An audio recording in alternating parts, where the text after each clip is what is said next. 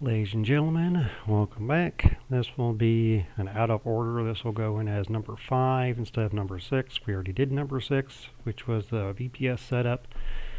Today we're going to do currencies and setting up the security keys for Atavism. So we're going to get started off with the currencies. When I ask people what a currency is, quite often they only assume basics of things like money, how much coin you have or how many gems you have, but there's other things that can go in as currencies. If you look at a real-time strategy game, for example, a lot of the resources are also currencies. These are pretty much items that can accumulate. They have a limit to how much they'll stack, but they don't take up inventory space, weight, or otherwise.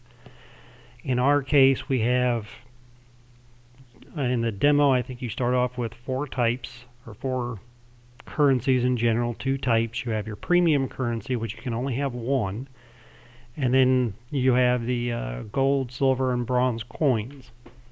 In core, you don't start with any of them, and when you start it up, it'll start complaining that there's missing currency IDs and all that sort of stuff. So getting started off with those, if we hop into the standalone editor, let's see, I've already created a handful of these, and that's basically just to save time. Now we have basically our groups over here. Now the groups are set up under the server, option choices, currency group, and you get to find as many of these as you want. Now with Atavism, it has a limit to how much stuff it can basically display, and you don't want to go overboard on this because it does tend to require more oomph out of the server because it has to keep synchronizing all those data. So try not to go too overboard. Now you'll notice I have a third one here called Essence. Now with our game, with Colo, there's going to be certain kinds of things that players can build that require certain forms of essences. And they'll get these from gathering resource nodes, fighting mobs, doing some quests, and so on and so forth. They'll be awarded with a special kind of currency in essence. Some of the, for example, buildings in the homestead areas and so on and so forth will need essence to build.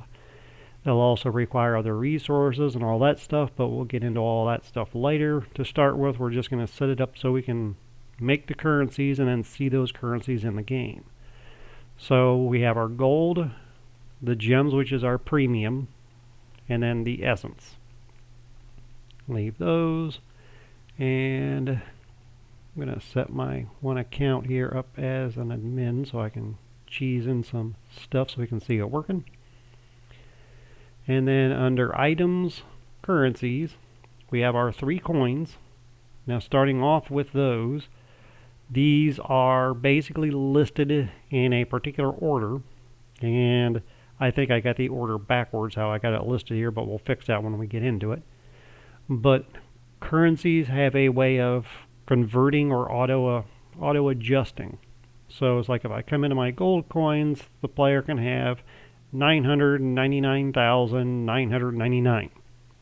This is at position 1, group is gold, and then in the description I put down that this is equal to 1,000 silver coins. You set up your icon, your name, description, and that sort of stuff. The next one, silver coins, has the name. You can only have up to 1,000 of these. Has the icon, is the second position, also is a gold. But down here we added in a conversion option. When the player accumulates 1,000 of these coins, they'll get converted into a gold coin.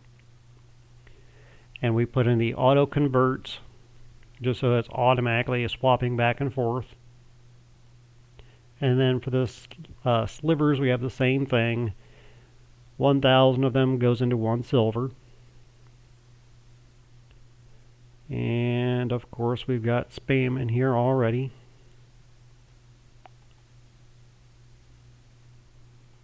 Gotta love spammers. And so our third one here is on position 3. And we'll leave those. Our gems are our premium currency. You're only allowed to have 1 of them. set up your icon and all that stuff. Again, they can have the same amount of them. You can't really do anything with conversions or anything to it because, well, they're premium currencies. So I wouldn't mess with any of that stuff. But you could put it in there. For example, they can swap basically like the gems for so many gold coins or whatever your currencies are. But I think it's easier just to do it with inventories than it is with conversions on it. Our essence is set up the same way. The only difference is all of them have the same position. So it doesn't matter which one I look at, they're all position 1. And this is because how we're going to run it, it doesn't matter what the position is. Unity only gives you 3 positions, which is a big limiting factor. And like we have here, we have fire, earth, water, wind, spirit, chaos. It's a little bit more than 3. So we can't organize it this way. What's important to note here is the ID. I have them sorted so that the IDs are sorted in order. We're going to remember IDs 5 through 10. Those are our special currencies. So with that, if we were to hop into Unity, you hop into one of your scenes. This is basically our little test world that we've created. We haven't done anything in it really on the videos yet. It's just the empty plane. There's nothing here, just a big plane to walk on. So we want those currencies to show up in our screen. It doesn't do us any good if we can't keep track of them. So what I've got open up over here is the canvas windows under canvas, and I'm just going to add in a new panel. So come under UI, we'll add up a panel, we'll give it a name, the essence. Currencies. And then we'll resize. I'm going to put it up here by the mini map. So we're just going to kind of put it over here. And I'm just going to leave it kind of fogged out for the time being so it's easier to see. So in our game view, we can see it up in the top corner by our little mini map. Now inside of here, I'm going to add up a group or an empty game object. And this doesn't need to be here, so for efficiencies, we just won't use it. But we're going to come under the essence currencies, and we're going to add a new or a prefab to it. And if we go under the projects and we search for currency, we have 3 prefabs. And if you look at this one, here's an input panel. That's for the player to input like in a trade window. This one here is a currency display prefab. And this one here is a currency panel. Now the currency panel is what is used in our inventory. If I find it in here, turn on the inventory. That is like this panel down here with its gold, silver, and bronze. We can't really use that for the regular currencies that we're going to be using primarily because how it's organized, we simply don't have access to changing certain things around with it. So it's kind of, we have more than 3, we can only sort them by 3, so we need to do something different. And why did my panel get moved? Ugh. I hate it when Unity does these ignorant things. Don't click a button and it goes haywire. Yay, Unity. Add in another panel once again, if I can find it.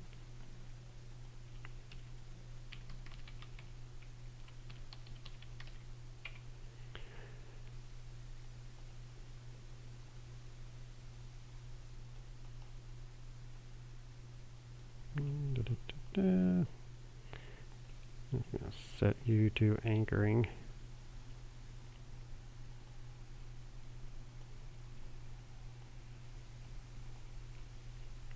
Just drag you back over. Yoink. Now we want the second one here added into it. And this will actually display the information. So we're going to just drag it into our currency essence. And now we have our little box over here. We can move it around where we want. Now since inside the editor we defined this to hold up to 999,000 of them, we want to make sure that our spacing is right to fit. So if we open it, we go into the amount, just so we get the right sizes, 999, 999. And now we just rearrange it so that our stuff fits.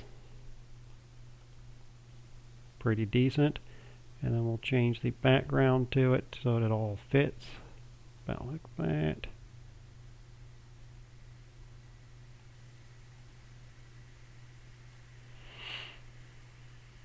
You can give you a little bit of space on the side. Okay. So there's one of our currencies. So now we can just minimize it and duplicate it. And now we have a total of 1, 2, 3, 4, 5, 6. So there's 2, 4, 6. Now each of these is ready to go. We just have to basically give them up a name. So this one we'll do for fire, earth, wind, water, and I think it was spirit and chaos.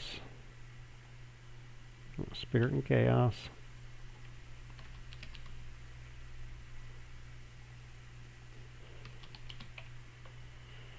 And there's those.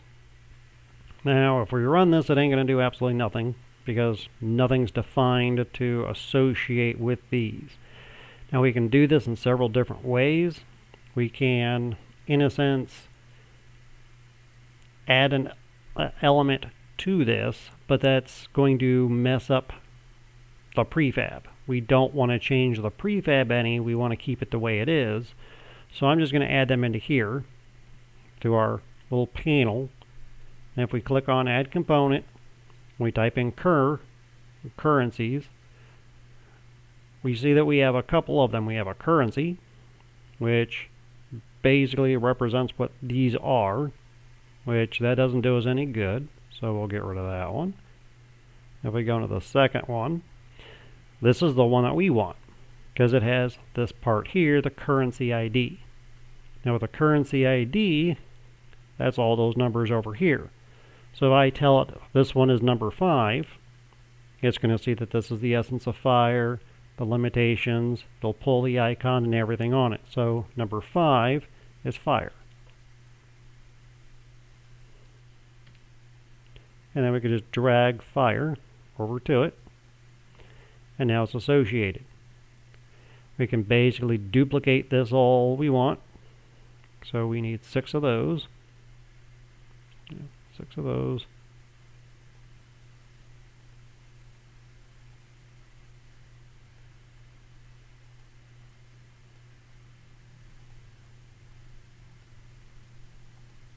And those will be 6, 7, 8, 9, 10.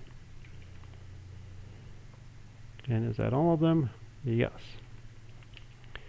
So 10 is chaos, 9 is spirit, and water, wind, earth. So now all of these are defined. They're going to jump through currency ID 5 will be our fire, and so on and so forth. Now we just have to rearrange these, make them look all nice and neat.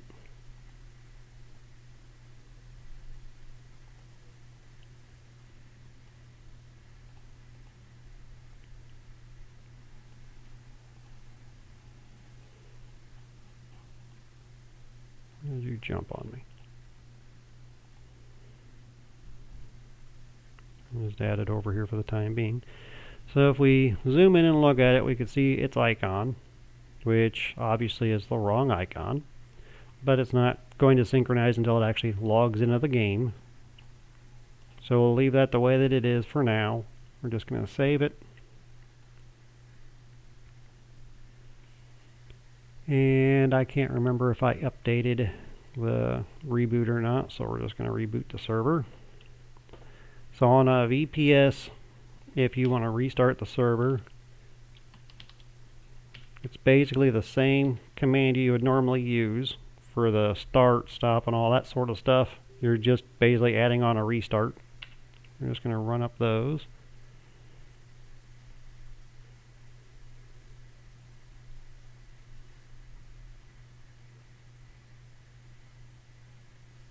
And this will pull all the new currency information out the database.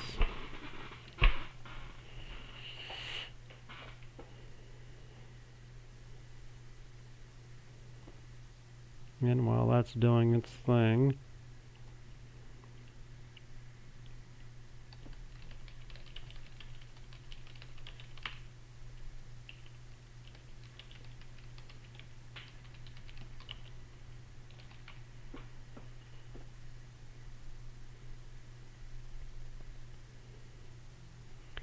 and we just wait for it to be nice and happy and say it's online. Alright. So that part's ready. Now we'll give it a few because it always says it's ready and it's still got stuff to do. And we'll check our resources here. Definitely got plenty to go. So we'll go ahead and fire this up. And we'll go ahead and log in. Oops, helps if I go to the right scene. Close that out. Into the logins.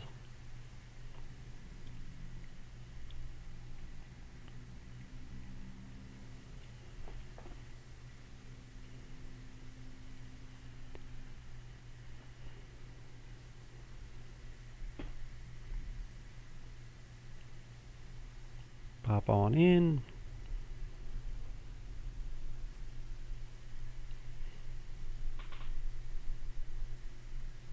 And now we're in our happy little world.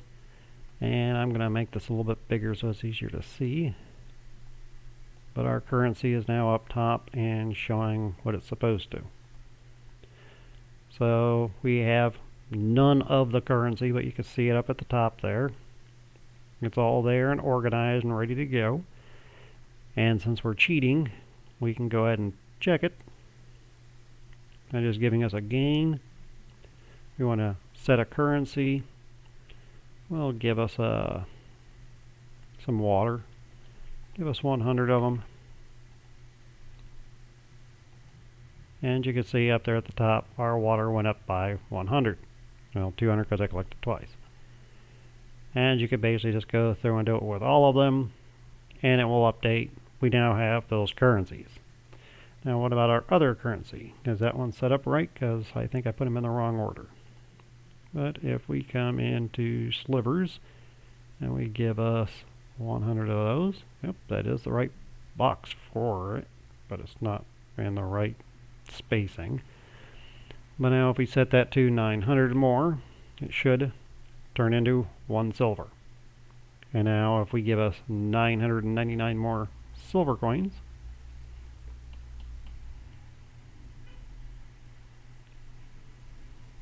it now becomes 1 gold coin. So that's the auto conversions, and these will let us have up to 999,000 of them. So we'll just give us a whole bunch of those. And now it fits up there nice and neat. Plenty of space. Everything works. I'll do some adjustments and stuff with the UI later on, but of course this is just a tutorial showing you how to do it, not how it has to be. Now another component that was actually mentioned today, for that matter, well, I guess it would be yesterday at this hour, is the day-night cycles. Now the day-night cycles in Atavism are weird, because if you define them inside of the server, it doesn't synchronize with the game because the game is running on a different day-night system, being Enviro, which we will do a tutorial on some of the environment settings, getting it to synchronize with the server and all that sort of stuff. But for the time being, there's our happy little currencies. Everything works, everything's nice and neat, and it works. That's all that matters. So we will go ahead and get off of here. And you'll see that there's no more errors popping up about the missing currency stuff. We do have one about the map texture not being assigned, but I haven't messed with the mini map at the moment, so that's normal. The other thing we're going to do on our little tutorial today is getting rid of this message. The no key file found data will not be encrypted. While this is not necessary, it is definitely encouraged to work on things with security. So having yourself a encryption key is definitely something you'll want to deal with sooner rather than later. And we're going to do that inside our VPS. So if we pop out, go back to our panel, we are in our server directory, which, if you remember, is we put it in OPT, Atavism, and the bin. And there's our happy little stuff there. Now this is the file you will be looking at, and this is basically the instructions on how to make a key, which is basically opens up this file here. All you got to do is run these and you'll be done. Now if you're doing this in the Windows system, it's a little bit weird because their batch file doesn't necessarily always run the CYG win. So first we're going to run this on the CYG win, and then we're going to actually run the commands on the actual server. So if we come into our thing here,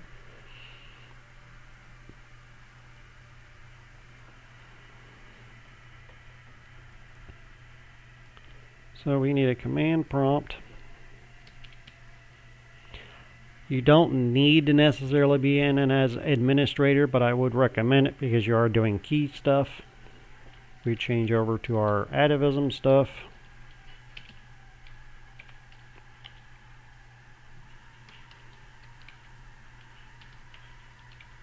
Oops, Linux commands. And now it has a CYG program, but it always comes up and says that it can't do anything because the locations are not set in it. So you have to basically run it by hand or edit the bat file and actually do your stuff. So next we just basically hop back in there and do it, but we are just going to go into the bin. We're going to run bash, and if you look at the command, it's basically saying you change into the right directory. You run bash login -i, and that's pretty much the same thing we're going to run. So we're just going to copy it and paste it in here. That will give you this little green cursor at the bottom. This is now your CYG win bash, which is basically a Linux shell inside of Windows. And give me a moment here.